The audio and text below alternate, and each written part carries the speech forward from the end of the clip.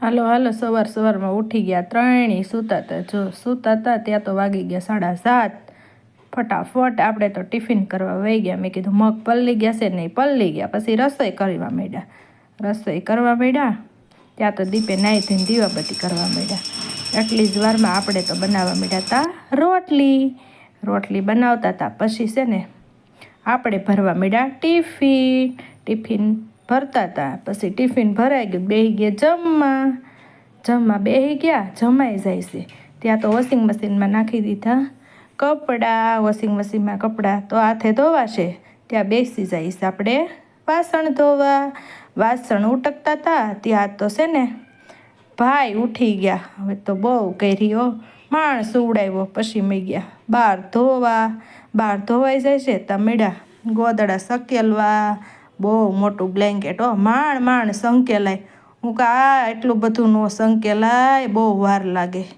તા તો ભાઈ શ્રીતભાઈને કહું છું કે તું નાવા જા, તા હું કપડાં સૂકવી લઉં.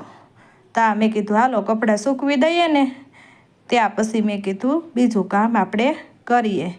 ત્યાં તો કપડાં સૂકવતી હતી ને, ત્યાં તો બે ભાઈ અંદર આવીને ત્યાં તો જોજો આગળ ધીંગા મસ્તી કરતા હતા.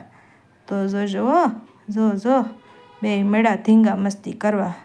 મેં કીધું હાલો ધીંગા મસ્તી નથી કરવાની અક્ષતભાઈ, હવે નાવા તા જો ઉપડ્યા. નાહી લીધું ત્યાં મેળા જે વાલા કરવા. મેં કીધું જે વાલા શીખવું તો પડશે ને ભાઈ, હાલો ત્યાં મેળા જો જે કરવા, આશીર્વાદ ભગવાનના લેવા.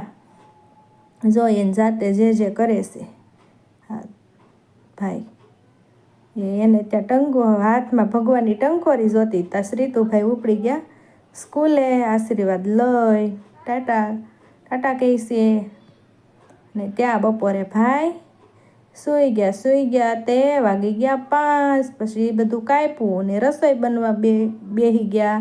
મેથીની ભાજી ને રોટલા બનાવ્યા. ત્યાં તો દીપ આવી ગયા. દીપ કે હાલો બહુ ભૂખ લાગી છે, હવે આપણે જમી લઈએ. મેં કીધું હાલો બધા જમી લઈએ.